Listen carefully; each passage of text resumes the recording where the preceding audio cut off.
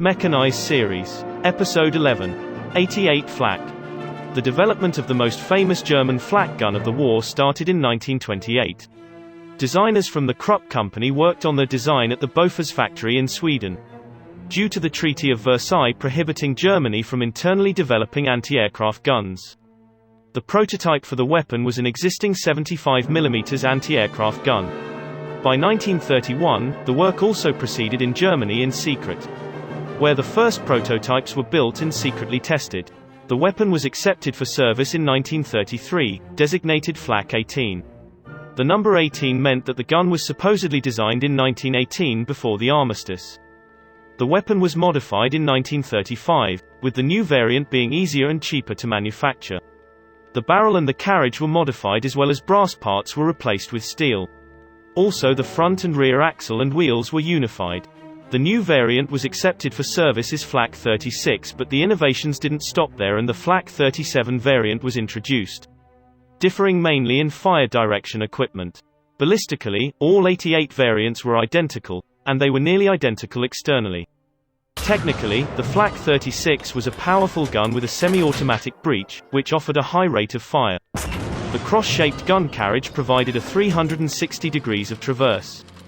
The weapon could be transported on two separable axles, front and rear. Some weapons had an armored shield protecting the crew. The Flak 36, together with other variants of the 88, was actively used throughout the war on all fronts, with first action recorded as early as the Spanish Civil War. Organizationally, most of the weapons belonged to the Luftwaffe, although some were sent to the Wehrmacht as well. Most guns were attached to special flak battalions, but some were attached to Panzer and Panzergrenadier divisions. For example, the Flak battalion of the Grossdeutschland division had 12 88s in active service. From very early on, the 88 was often used against ground targets, including armor. And it is in this capacity that the weapon became most famous.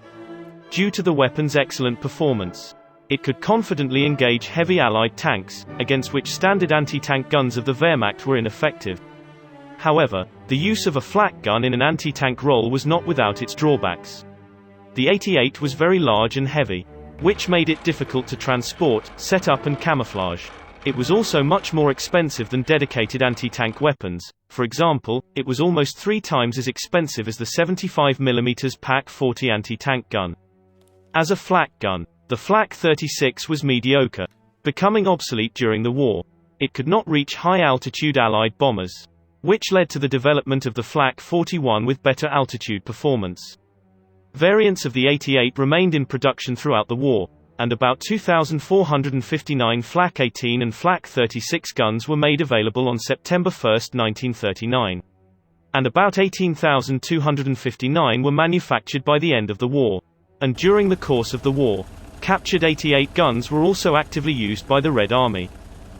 The 36 tank gun was also developed based on the Flak 36, which was used in the heavy Tiger tank that we have already talked about in a previous episode. And that is a brief summary of the infamous 88 Flak cannon. If you do enjoy this content, make sure that you are already subscribed.